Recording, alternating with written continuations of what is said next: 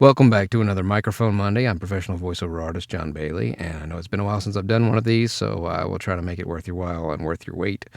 Today I'm actually going to be working on something I'm doing for real, and that's a motion comic. And the character is telling the story later on in life, and he's in his own story. So what I'm having to do is do the same character, one age enhanced, so to speak.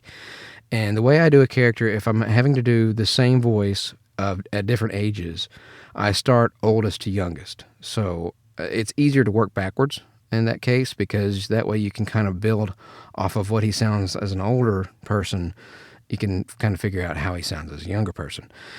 And the description I was given kind of gave me the hint or the feeling that it was kind of a mayhem type character from the Geico commercials. If you don't have cut rate car insurance, it had that kind of feel to it. So I basically started off with kind of a Gears of War Marcus Phoenix type voice.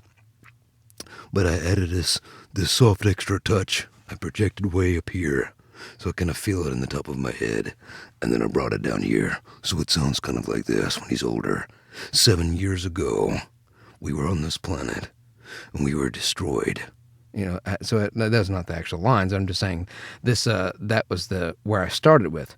So if you start here, nice and gravelly, nice and old and softer, and then you young it up a little bit, and you bring it back, and then you can kind of feel like this was what he might have sounded like this when he was younger, and he actually got older, and as he got older, his voice progressed and got older and wiser. And you have to think about things like, is this character a smoker? Is he battle hardened? Is his voice, has he aged well?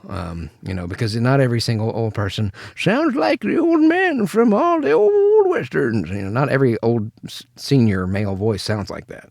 So it's easier for me to work backwards. So you start with the older voice and work your way back. So if you had an old voice like this one, then you probably want to young it up, and he would probably sound a lot like me. So you see how I went, instead of going from this voice and then trying to age that, because it tends to, for some reason, at least with me, every time I try to age a voice from youngest to oldest, I tend to want to pinch the voice. It always ends up sounding pinched. So it seems to work better and sound more realistic, for the character at least, to go from an older voice and work backwards to get the younger sounding voice. And what I'll do is I'll put a couple of clips from the upcoming project for the Armor Otters motion comic. 7 long years of war on this ungodly chunk of rock, and we finally got the word we all had been waiting for. We were pulling out. We were finally going home. For many, the news arrived too late, and Runeera becomes their final resting place. Only their tags would make the journey home, to Earth. Yesterday we left the outpost for what we thought would be the last time. We were humping our way to catch the last ride home. Dust-off was scheduled for 0400. Looks like some sort of slave mine. We need to get them out of here. We just can't leave them down here. Ugh! Oh, crap. This is what I sent them for their reference to see, how he would sound. And you also have to think about how much older is he? Is he 20 years older? Is he 30 years older? Is he just barely still alive? Is it just a few years?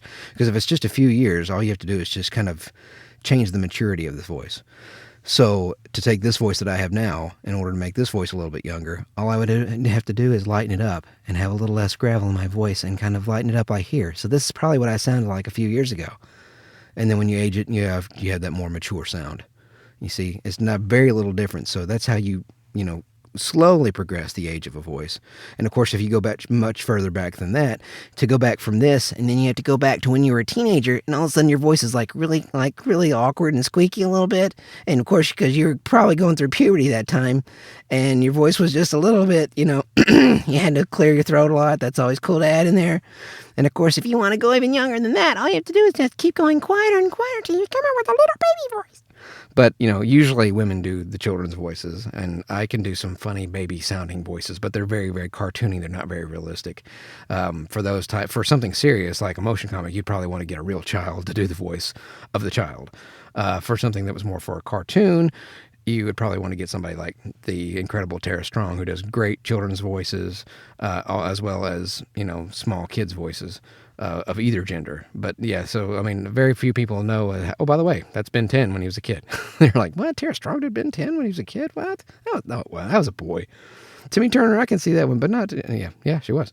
So yeah, it just depends on where the age is. So it's easiest in my situation. This works for me. I'm not going to say that everything I do works for everyone, but working backwards always helps me to go from the oldest voice first, kind of work your way to where it sounded when they were young. Because it's really hard, especially for a character that you've never seen before, and you're just kind of given a picture or given a description.